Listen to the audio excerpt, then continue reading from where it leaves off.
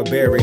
I heard the children cry, I wonder does the world hear it? I heard you know the truth and wanna stand up to apartheid, genocide, but you're too afraid to share it. I heard they killed over 10,000 innocent, and women and children make up more than 60%. Plenty more under the rubble, and I heard that number is set to double by the time this message is sent. I heard my tax money turned into bomb money, that kill a child and his sister and his mom money. I heard they took my land and my home and now my family's gone. What more do you want from me? They cut off my source of water and my source of food. Cut off my internet and my electricity too. I'm a human, right? So where are my human rights? Please show the world what's happening, I'm begging you.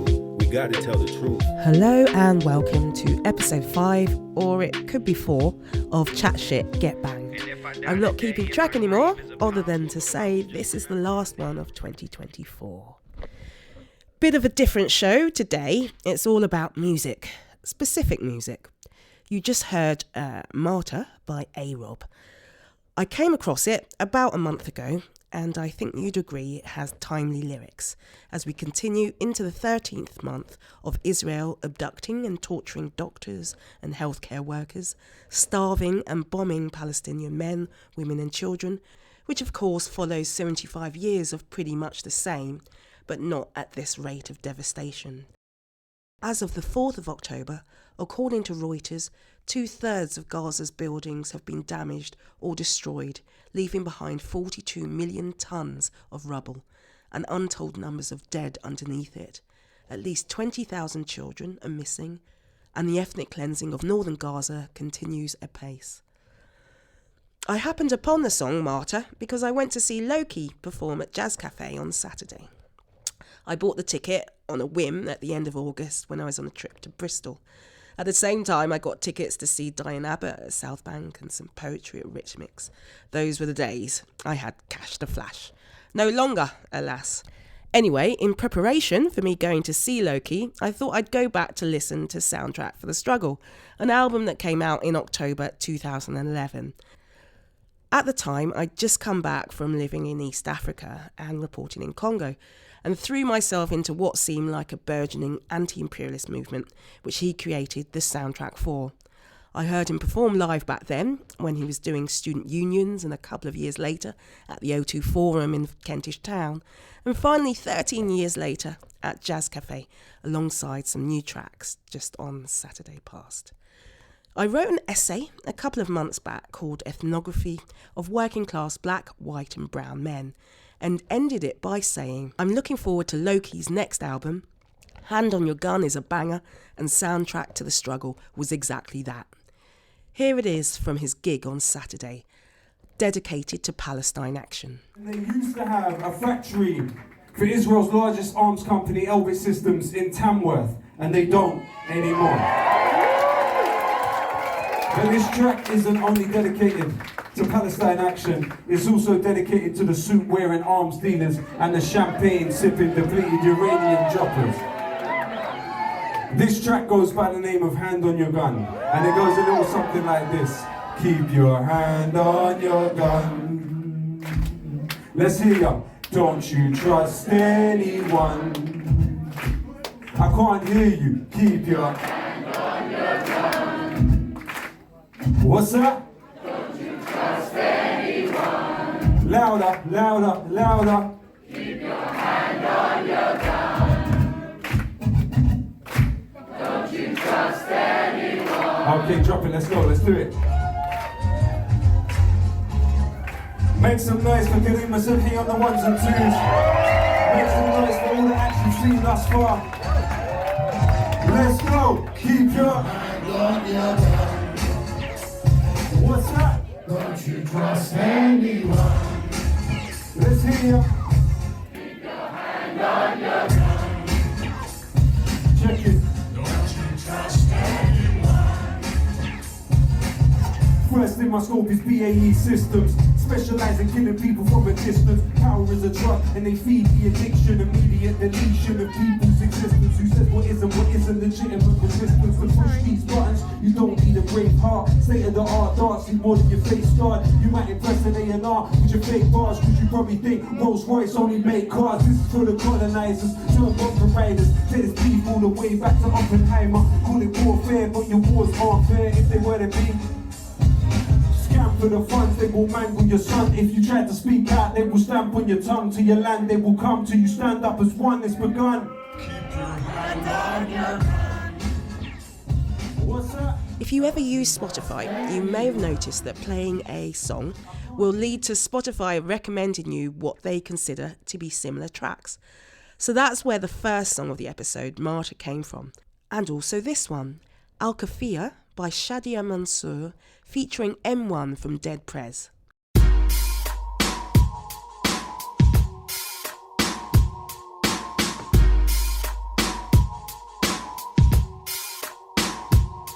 صباح الخير يا ولاد عمومنا تفضلوا شرفونا شو بتحب مضيفكم دم عربي ولا دموع من عيوننا بعتقد هيك تأملوا نستقبل من هيك تعقدوا لما تدركموا على غلطة من هيك لبسنا الكوفي البيضة والسودا صاروا كلاب الزمان يلبسوها كموضة علو هلا بلاد الشام كوفية عربية بتضل عربية. Some of y'all think it's a trend, a fashion statement. Disgustingly, I spit on the pavement. It's basic. Y'all know I bang for my flag. My bandana ain't no rag. The kafia ain't no scarf. It's a part of the movement. The symbolism is resistance. No coincidence that you can see the RBG in it. Cable neath the bandana. Ain't it beautiful? I say it in Spanish. It's solidarity. The feelings is mutual. Meanwhile, high, that's M1 in Arabic. I'm pro-Palestinian, does that make me a terrorist? You can catch me in Gaza, in Haifa or Ramallah, but I'm still just Mutulu Olubala. So when I rep with Sharjah, we rhyme with our middle fingers up to the Zionists, cause we don't give a fuck, it's justice. So tie that thing around your head and ride, wave it in the air and let me know what side you want. Uhuru, yeah. The person I'm interviewing today, I saw perform live at St. Martin's Crypt in the heart of Babylon, Trafalgar Square, the same day I got back from the Bristol trip. His name is young Yusuf.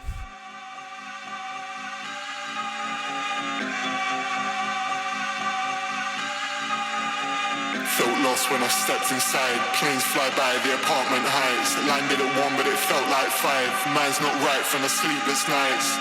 I'm eager to leave this life but I keep on finding myself inside. Mean to maintain the social ties but I don't feel growth when I drink all night. Loosen up, don't live that way. A business mind in an artist game won't help you at all if you aren't in shape. I don't mean gym, it's your mental state. Experimental won't stay safe. Can't switch lanes if you play their game. Don't move like a man that lurks at rays with an ego too high to go cut shapes. And I see this shit all day. People too scared to change His their ways. performance inspired me so much, I wrote the following. Before I left, I went over to Yusuf, who had just done the electrifying set where he sang something I haven't ever heard in the heart of Babylon. Free, free Palestine. His set was electric, the crowd varied from apathetic to ecstatic. He and his dance partner descended into the crowds at one moment, masks on, feeding off each other to do a delicate dance, perfectly in tune with one another. Righteous rap plus liquid breakdance, but with one eye masked, one black, one white. After, I limped to the merchant table to find out if he had ever listened to Soundtrack to the Struggle. Yusuf said, "Of course, I supported Lowkey a few years back, but I didn't really know my own identity back then. I asked if he was Palestinian. He said yes. I said, okay, because of course people think Lowkey is Palestinian, but he's actually Iraqi. I honestly don't know how many people know that. I think that's actually a little bit important that Lowkey has been sort of at the forefront of fighting for the rights of Palestinians for well over a decade. And he's done that out of solidarity, and it's something we can do as well. Anyway, then I followed Yusuf on Instagram, where I noticed he not only made music and performed, he also works or volunteers in the community too. So here's my interview with British Palestinian rapper young Yusuf.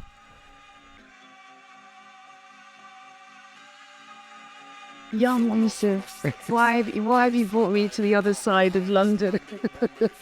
Tell me what's going on. So I chose to come to Cafe Otto in Dalston because I came here with a friend a while ago, and it was one of the first places I came to when I moved to London, and I just find it to be a very calming, very chill place. I like to come here when I got free time and just write and read and think and stuff. So Right. yeah. Sometimes I'm more like just journaling and just sometimes, but yeah, I like just chilling here really. Do they play, like, it looks like a live live music venue to me. Have you seen anything live here? I haven't seen any gigs, but they do gig here quite regularly. And there's loads of cool stuff happening. But yeah, I haven't been to any concerts, but I like to seeing them. Yeah, is that the plan? Yeah, Young for sure. Yusuf is going to be playing a... Hopefully. I mean, I saw you perform for the first time at St. Matthew's Crypt. How did that come about? That was I really really cool. enjoyed that. So the promoter of cruises, I met Yusuf, the guy that runs it. But this is Okay. I met him through my friend Yasmina, who goes by the Sunkish Child. She was doing a show and brought me to do some songs with her, and then I met Yusuf there. And then we just got on. I think could do some shows with them, and we sorted out some shows. We did the first one at a theatre. It was a Free Gaza fundraiser.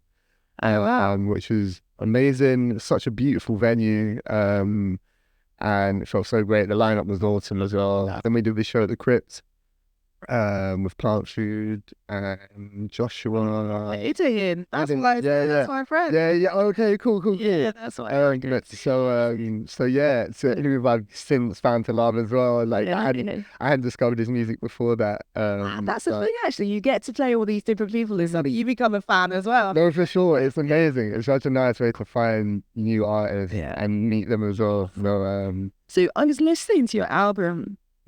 Thank you for providing. Is it the new one? Yeah. It's not out yet, but is it not out yet? Yeah. I'll try to give you that. Oh, thank you. Yeah. And I was just thinking, like, I thought about, you get that question of, if you could talk to your younger self, what would you say? And I thought of that when I listened to it, because I wondered who you were talking to. It's really interesting that you say that, because I actually wrote this album 5 years ago. So like when I am listening to this album, it's a weird one, because I made this album at a time where I was doing more kind of jazz hip hop, lo-fi, boom bap stuff, and I was performing with a band, and like things were really moving in that kind of direction. And then I met the producers that did this album, and it took in a whole different direction. It was very gritty, experimental, heavy kind of stuff. And it was just so far from where I was at the time. It was a whole different world. And is that because you were in your life in a different world? How did that? No, they kind of brought me into their world, and pushed me into a new direction that I hadn't really found of myself, the kind of grittier, punkier side of like my writing that I've now come to really love and fall into. But at the time, that was like my first to kind of step into that world. It was super interesting, but I'd what written do you down. think these producers saw in you then? Because like, Well, I did a show supporting my friend Otis Mensah, who's like an old mentor of mine. Who's like could talk about invaders, but he was like one of my first mentors when I started rapping. And they were supporting that show. And one of they're twins, by the way, they're producers. Yeah. One plays bass and one plays drums, and they produce together, which is like the golden combo. But yeah, they I think Alex came up to me and was like, "Oh no, me and my brother really like sort of stuff. Would love to work with you on something." And it was really cool because like before that gig, I'd done like 3 gigs the nights before. I was so tired. I was like, "Oh, I can't wait to just like have a late and just chill." Yeah. And then Otis messaged me at like midnight. He was like, "Yo, we got this gig tomorrow. Do you want to come?" And I was like, I can't say no, but like I wanted to sleep. I was like, "Yeah, sure, man, I'll come, sure." And then I went, but then I went, and it led to meeting these amazing people and having this amazing collaboration. Also met a bunch of other like close friends still now of mine on that night. So it turned to be like a really important night. Oh wow! You were nearly gonna stand. I was nearly gonna stand, but I know. Yeah. Now, like when opportunities turn. That's it. I try and push myself. Yeah. Well, that was a little bit of a theme in your album as well. I think you were throwing stuff like, There's no time to be sleeping in bed. There and do stuff. For sure. That's Was it meant to be motivational, or what was? yeah. I think my kind of process behind the album was that because it's very dark and heavy and gritty. I was just thinking, how do I want to approach this? Because a lot of lyrics are over beats like this are often talking about things that very dark things that I can't relate to and I can't speak about. I was like, how can I speak my truth on something that feels like this? How can I tap into that feeling but make it true to myself? And I wanted to try and make a positive dark album in a way, without it being corny and without it being, because it's so hard to like, there's such a fine line between like good motivational stuff and like cheesy motivational stuff. And I was like, it took a long time to make and get right. Like, but yeah. Did the producers go along with you in that? Yeah, they really pushed me. They really pushed me to the kind of tap. I think they pushed me not lyrically, but more in terms of the vocal delivery. Like we'd recorded the whole album, and then we kind of had this conversation where they're like, "Yo, I think you could go a lot harder. I think you could get a lot more to it." And I was like, "Okay, all right." And obviously, I didn't want to hear that at the time. I was like, "Oh," but now when I listen back to those original takes, I was like, "Oh my god, yeah!" No, I could have done so much more, and I did, and then it sounded so much better. So what's your musical background? That's an interesting question. I mean, there wasn't much music in the house growing up. My mum and dad. My mum grew up as like she was quite a punk when she was my age, and she loved that kind of music. She's like, can't name me that many people she's into, but she loved like Bauhaus and Susie and the Banshees and some Clash, and the Specials. It was more ska, but like it was in that world of kind of that time. So there wasn't. I only, when I was older, I would ask my mum what music is she into, and then she'd tell me these things. But there was never much music played. My dad, like, he loves Bob Marley and the Fugees, but like he would only know like the biggest songs kind of thing. Like he'd have a couple songs. He wasn't like a music guy. He just had his songs that he liked and he'd play them and stuff. But like, so the music love came from you. So. For sure. I mean, like, I don't really know where it came from. I mean, my older brother was a garage DJ, but then again, he never showed me any of the music that he played really. So like, I just kind of found garage in my own way. But I knew about all these things happening, and I was like curious from a young age, I guess. But I only kind of found stuff through like joining, stealing CDs from my brother's room or like from my dad's collection, and found certain things that I like. I don't know, I had a really fast story when I took the Chronic 2003 from my brother's collection and went and brought it to my friend's house when I was like really, really young in primary school. And his mum said I couldn't go there again because she walked in on him playing the album. And the skits in the album are outrageous. I don't know if you heard of it. It's like... No, I think I should do it. It's like Dr. Dre is like... You were demonic or something now. It was just like, she was like, this kid cannot come back. I was like, oh my God. But I just love the rapping. And I remember my older brother... One of the first memories of like listening to rap was when my older brother played me in a Milton Technique song. Okay. Who danced to the devil. Oh my gosh. Yeah. Listening to that song. Okay. I listened to it once. Right. I didn't plan on listening. No, exactly. But I remember I was in primary school and we were on the way home and he's like, yo, I want to play you this song. And I was like, all right. And I was like... I feel like...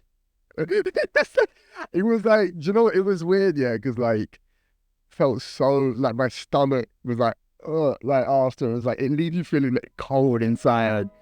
But the storytelling like blew my mind because I was like, although this is the most horrible story I've ever heard, the way he told it was like incredible. I once knew a nigga whose real name was William. His primary concern was making a million, being the illest hustler that the world ever seen. He used to fuck movie stars and sniff coke in his dreams. A corrupted young mind at the age of 13. Nigga never had a father and his mom was a fiend. She put the pipe down, but for every year she was sober, her son's heart simultaneously grew colder. He started hanging out, selling bags in the projects, checking the young chicks looking for hit and run prospects. He was fascinated by material objects, but he understood money never bought respect. He built a reputation cause he could hustle and steal, but got locked once and didn't hesitate to squeal. So criminals he chilled with didn't think he was real. You see, me and niggas like this have never been equal. I don't project my insecurities on other people. He fiended for props like addicts with pipes and needles, and so he felt he had to prove to everyone he was evil. A feeble-minded young man with infinite potential,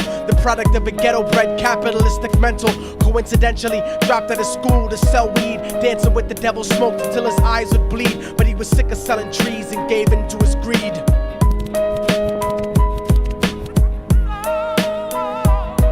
Everyone trying to be trife never faced the consequences. You probably only did a month for minor offenses. Ask a nigga doing life if he had another chance. But then again, there's always the wicked that knew in advance. Dance forever with the devil on a cold cell block. But that's what happens when you rape, murder, and sell rock. Devils used to be gods, angels that fell from the top. There's no diversity because we're burning in the melting pot.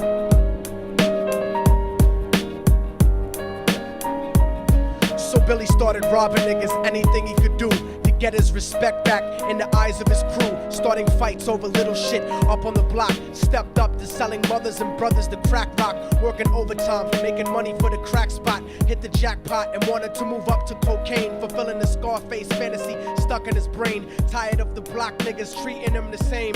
He wanted to be major like the cutthroats and the thugs. But when he tried to step to him, niggas showed him no love. They told him any motherfucking coward can sell drugs. Any bitch nigga with a gun can bust slugs. Any nigga with a red shirt can front like a blood. Even kind of was my first introduction to like storytelling in hip hop. And then soon after I found like Biggie, and then was listening to the way that he'd tell stories, and I just kind of got fascinated from then on. So I think that had an impression on how I like to write now. And in terms of telling stories, yeah. So have you written lyrics here, Emma? You said you maybe. I'm always kind of on the go when I'm writing. I write a lot of stuff on transport. The whole of Samud, the album that I put out, the first album I put out under Young Yusuf, was all written on trains to and from work.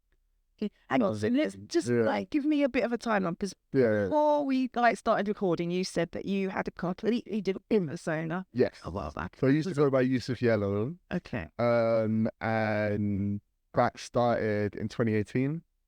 And that was going for a good few years.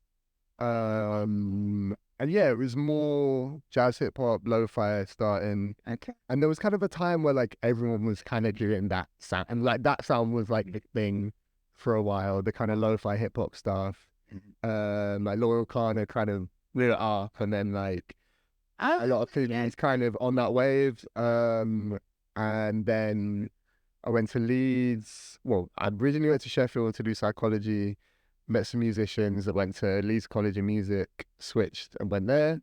Oh, wow. And then met loads of amazing jazz musicians. We put together, it was the most insane introduction to like performing live, because I'd done stuff before, but like the first group I performed with was myself and a 10-piece band. Oh, wow. That I met through, that we built while we were all at uni. Because like Leeds just had this crazy energy at the time where people were just making these big bands. It was so much fun. That would be in 2000s or so. No. No, that was like when 20? Okay. Yeah. 2021, yeah. I always knew it as a big DJ place, but now it's actually live music. Yeah, I'd heard people had said that as well, but I think it got to a point where like, because there was so many, there like 4 unis in Leeds, and there's like a lot of artists and musicians there. There's just this big culture of like, there's this amazing jazz scene there, and like that really like kind of changed the whole trajectory of things. And for years I was performing with a band, and it gradually it's all singing. to all rapping. The rappers, yeah. My family's in the same. They're like, how's the singing going? It's alright, I can't sing that. Dating myself. The rapping. Yeah. But then you were telling me you sort of you heard was it an MF Doom an interview that was kind of changed. That was much later on when I switched things up and went by the new name. But yeah, it was with the band for a while, and then it got to a point where everyone had left Leeds, and I came to London, and I just realized that, like, you know, I was at a point where, you know, the kind of crowd that I had and the circle that I had wasn't there anymore, and I was like, right, am I actually... And I also had this album that I'd been waiting like 5 years to put out because it never felt like the right time because I was with the band. And so I decided it would actually be easier to just start over than to try and change the course of how everything was going and the sound and the look and everything. I was like, That's quite a big deal. yeah, it was. It was, I'm quite an impulsive person with stuff like that though. Like, in a sense, I'm very organized and controlled and have my weeks planned out. But in the same sense, if I feel like I just need to do something big and switch it all up, You're willing to just do it. Because, like, I trust feelings, you know what I mean? And I had that real feeling that was like, no, cool, like, this is the move. Like, and I did. And it's been really cool since, to be fair. Like, but you wrote the lyrics to Solaris 5 years ago. But when we talked, when I saw you at St. Matthew's Street, you said you were kind of learning a bit more about your culture. And do you find that you weren't able to put that in a scenario? Well, because Solaris was 5 years ago, it was a point where, like, I was really less in touch with my Palestinian side. My upbringing was quite a strange one in terms of culture, because my dad, he'd say to me that, you know, the reason he didn't talk to us about the cultural struggle. We didn't know much. I was actually told for most of, like, my teenage years, well, up until I think I was 16 or 17, he told me Lebanese.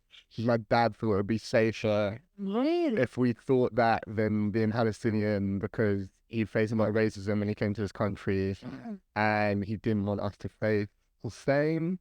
Specific anti-Palestinian.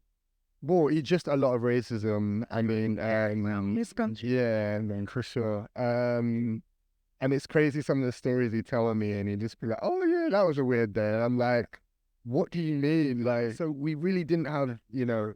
We grew up in Clacton. Obviously, was quite like a very white area, and it was quite, you know.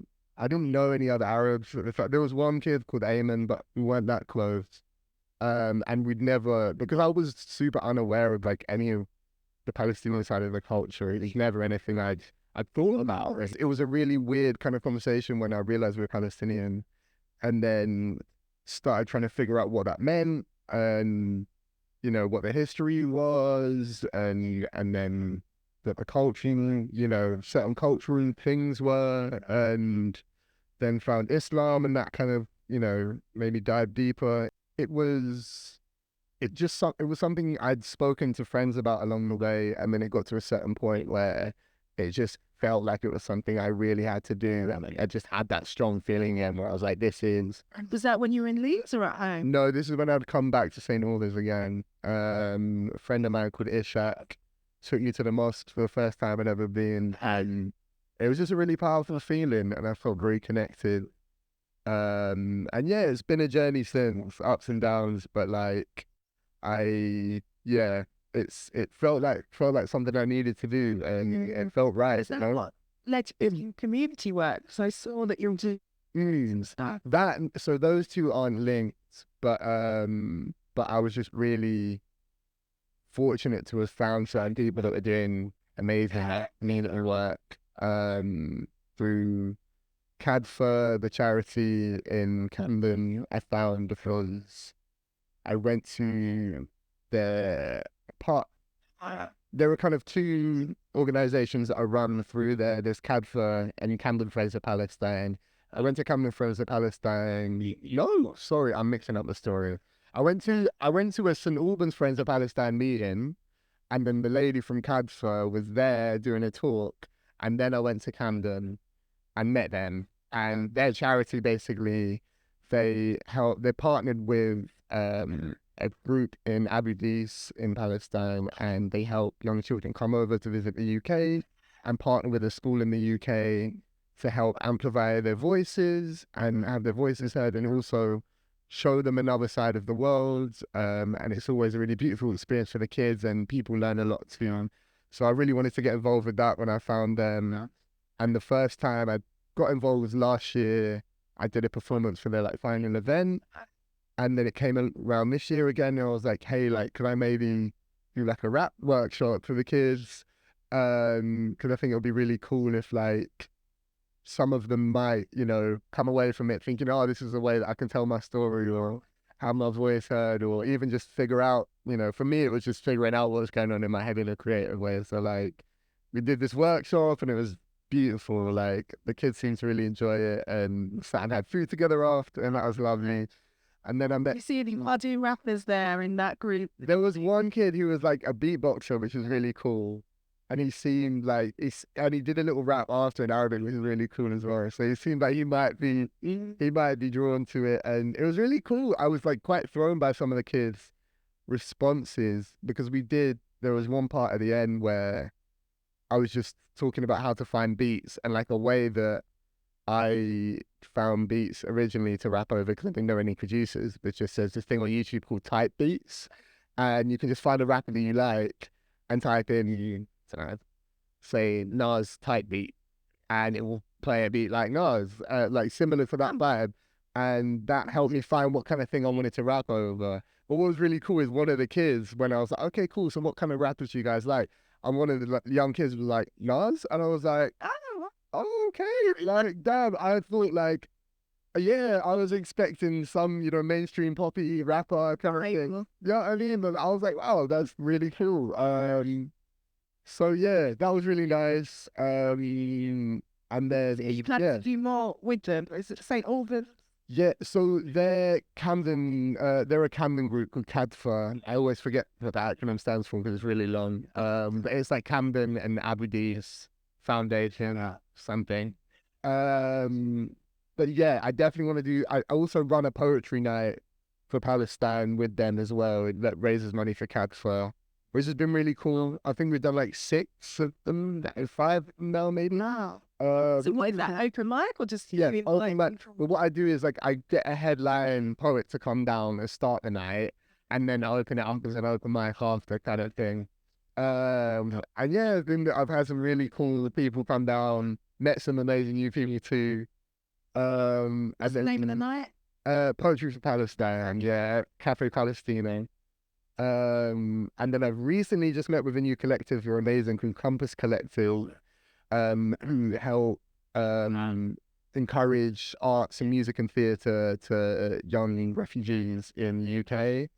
And I've just kind of like got signed up with them, so I think it might be another rap workshop that I'm doing for the kids soon with them. I feel like I really need to appreciate you taking the time to say me, because you're busy. No, honestly, like the last 2 months have been a bit more free for me, because I finished my job like a few months ago, and I've just had a few months to... That looks so happy. I've had a few months just to focus on writing my next album, and getting involved and connecting with people more in London. Yeah. So yeah, I've been a bit more free at the moment. Is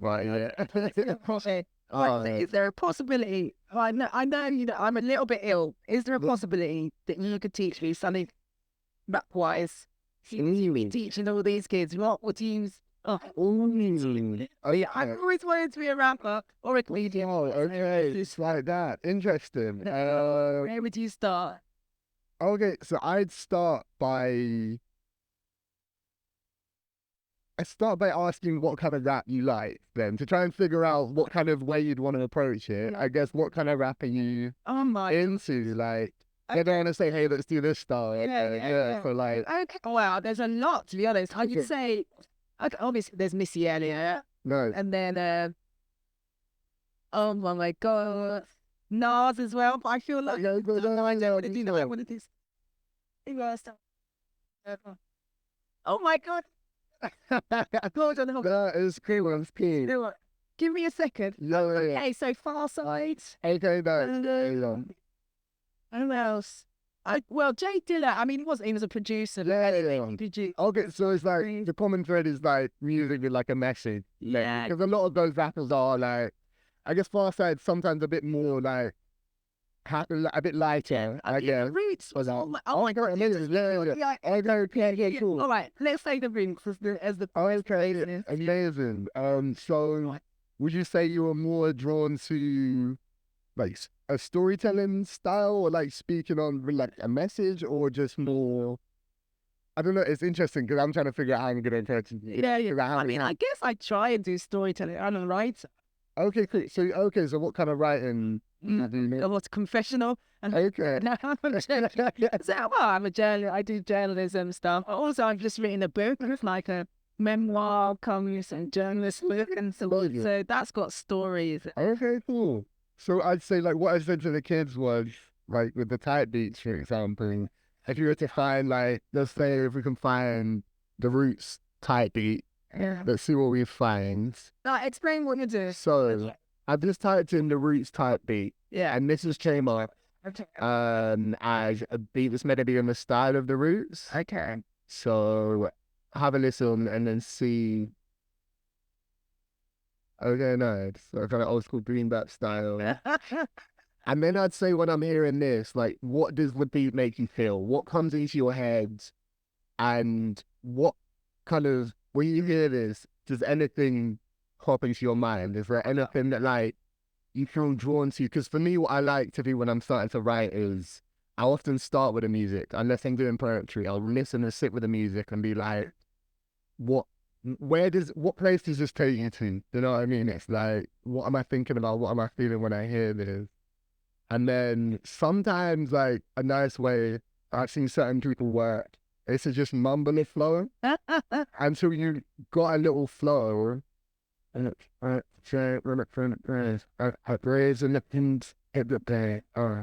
certain days when it's running when it's rolling but glad when it's ready up the drive to look at lies in the days and look all this way. But then figure out the flow that was out there and the mind goes and just like mumble until like you've got a little flow going in your head. Yeah. And then think about the way it makes you feel and then start painting your story, I guess. And like, I don't want to say, you know, this is what you should say, this is what you do, this is your story, this is your way. But like, I guess some of the children you have worked with who've come over, I mean, they've got big stories. Of course. I think we all have, like, everyone's got their story. And that was one thing that I said. The most important thing is like, you know, you are the best person to tell your story. No one knows your story like you.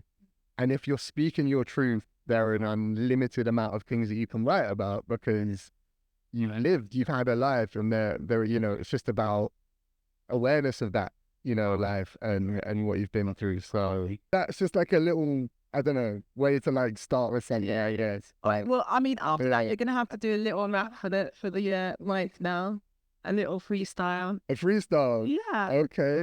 What like?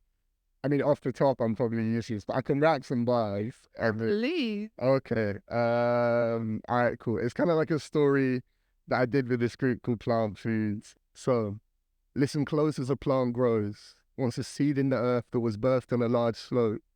Deep-rooted but was hidden for real. At the bottom but had dreams of being king of a hill.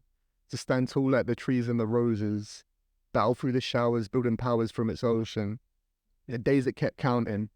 The pressure from the soil made the plant start regret sprouting until the day came, unleashed a great rain. I felt a strange pain and then remained changed. I broke the same chains and started moving to a new place. It didn't look back, it was a new day.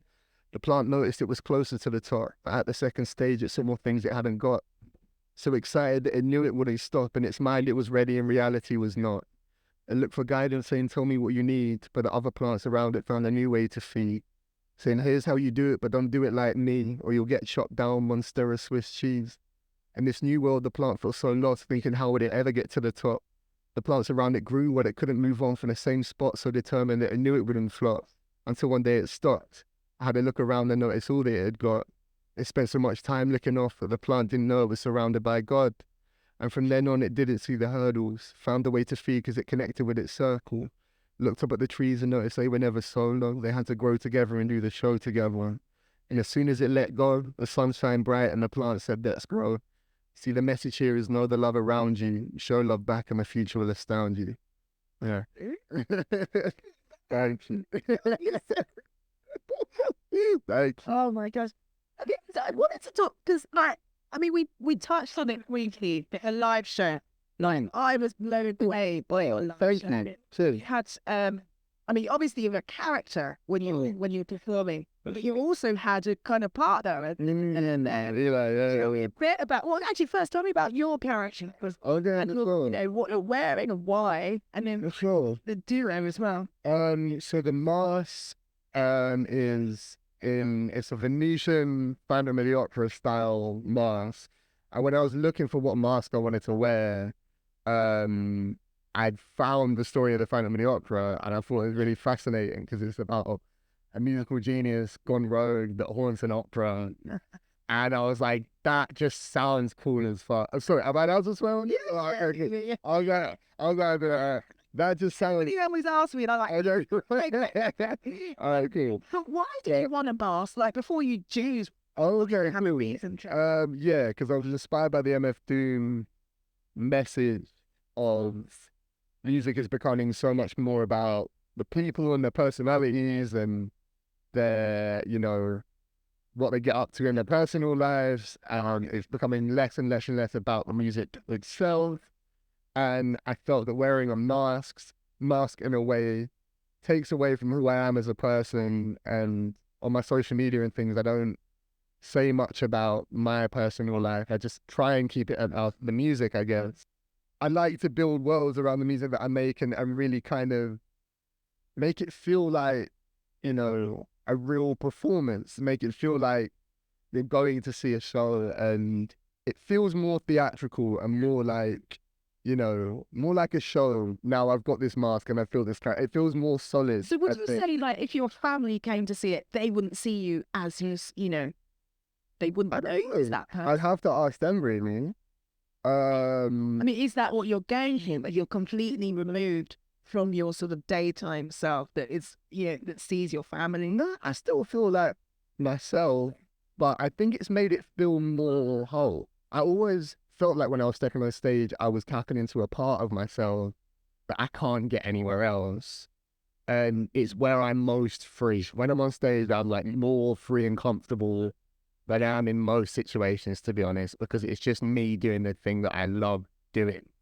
But having the mask has made it feel more complete in a sense, because it's like I'm there doing that thing, being that person, and yeah, it's just brought it all together in a sense. Yeah.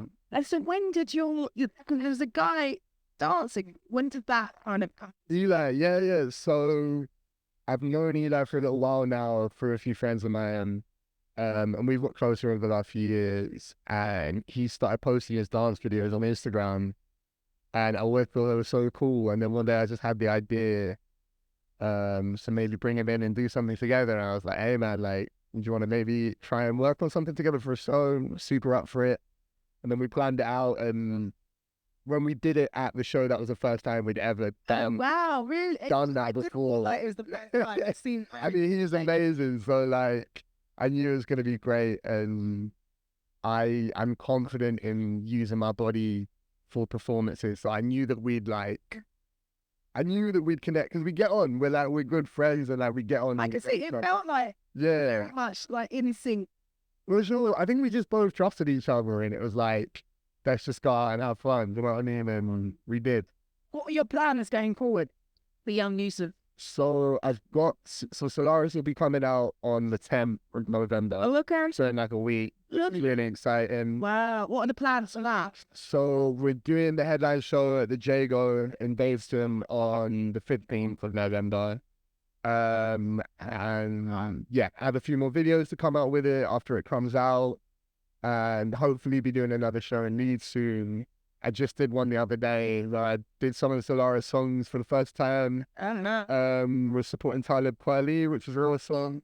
Yeah, so that I should have said So Talib Kweli is one of my rap stars. Okay, amazing. Well, You know what you said about that whole social media? I wish he'd never banned social media because it really took away the mystique. And so, but I've got his, you know, I don't know if you remember his album Get By and vinyl. That's how much I love it. I only get like really so yeah, Talib and Lonzo, you know, whatever he's called now. But yeah, I've seen them both quite a few times. Even actually, I saw Lowkey support Talib. no way. Oh, Yeah, wow. many years ago. Wow. But you've said to me you've supported Lowkey as well. Yes, yeah. So that was amazing. When I was going by Yusuf Yellow, I supported him up in York. Around 3 years ago, maybe 2 years ago. Wasn't that about around the time you were like looking into your sort of Palestine? That was when it was starting more for sure. And I hadn't yet had any music about Palestine. It was still my older stuff. But I think seeing Lowkey perform that show made me want to write about Palestine and maybe dive into that more. So yeah, I was really grateful to see that performance. It really gave me the confidence to speak up on things. You didn't have the confidence before because you didn't know, or you just... Yeah, for sure. It was that I didn't know, and I really was not aware of so much. There's a lot of rich history and a lot of much. trying to do, yeah. So much, and it's been quite a, you know, beautiful and painful journey discovering about Palestine and learning about my family history and the general history. Have you expressed that by doing all these workshops? I think so. The workshop, I mean, it was the first workshop that I'd done was the rap one the other day. And just getting to connect with, you know, these kids who are from Palestine was beautiful, and to learn more about their stories for sure. But it wasn't as much about me talking about my story as it was about trying to embrace theirs and help them express theirs kind of thing. Yeah. But so you're going to, so you were supporting Talib in saying? That's what I did the other day. You did? Yeah. Hey, drop the link in. It was in Leeds. Yeah. How was that? It was amazing. It was really, it was like one of the best shows I think I'd done. It just connected super well. And then I got to meet Talib as well. He was like nice guy, super quiet though, like quite a shy guy. Oh my gosh, lead with all these. For sure. Do you know what? It's often like, it seems to be the case with a lot of creators that I meet, that they are kind of more introverts for art, but like have their outlet, actually they're performing and writing. But yeah, he was cool. We got a picture together and like have a little, you know, just a little what's up, cliche this, but like he didn't want to speak much. He kind of just kept himself to himself. I get it. He was cool, you know what I mean? Like, well, over the years. So if I was to drop in on young Yusuf in a year's time, where would you like to be? Wow. That's a tough one. I think all I could confidently say is I just like to be still as free to make what I feel like I need to and have to make. I'd hope in a year's time that my next album that I'm working on is done. I'm working on a punk album at the moment. It should be following Solaris. In terms of like where I want to be in terms of shows and if I'm with any labels or anything, I don't know. I'll see where it goes. I'm super like, I'm always open to hearing what comes my way, but like, I'd love to be able to just live off music for sure. And I'd love to be gigging a lot more than I am and making money from that. But at the same time, like, I trust that God will bring me what I need at the right time, and things always come when they are meant to. Yeah, so, you know, I just hope that I am still inspired and creative and happy, I guess. Yeah, for sure. Actually, is there anything else you'd like to say? Sure, yeah. I mean, check me out on social media, Instagram, Spotify, All right, so as I said, I've listened to Solaris. It's a really track that, like, if somebody's only got 3 minutes to live and they want to hear one of your songs, what is the song they should be listening to? I think the single Burbank is really, really strong because it talks about, I think, the state that we're still in. I mean, although I wrote it a while ago, in terms of, technology and social media and the trap that we're all kind of in, I think that really embodies that message, and production-wise is super strong and feels like the single of the album. So yeah, that's why I said Burbank. Yeah, that's awesome. Thank you.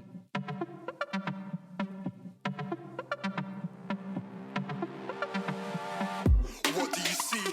Are they really you on TV? Are they watching you while you sleep? Be careful before you speak.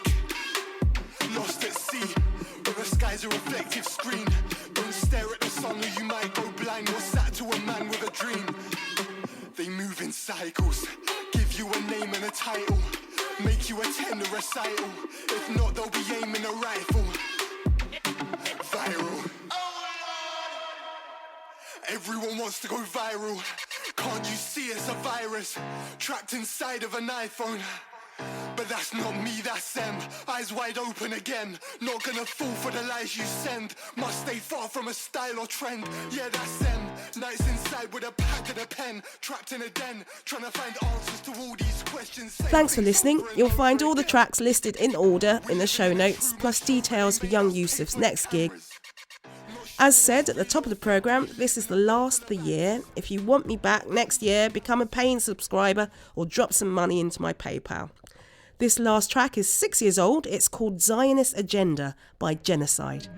Have a great rest of the year. Till next time. The Palestinians are virtually in like a concentration camp. They have a few small missiles, but it's so minor compared to the firepower of Israel, who has nuclear weapons, and they can turn off all the food and all the water and whatever they want to the people in Palestine.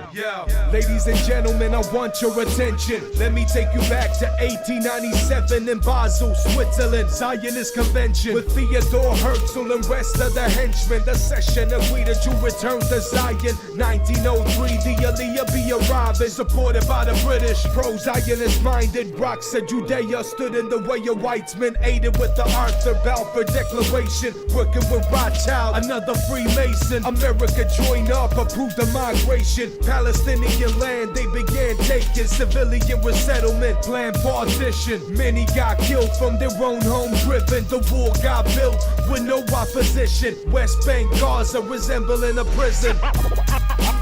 I have a dream, one day to see the liberation of Palestine. I have a dream, one day to see the liberation of Palestine.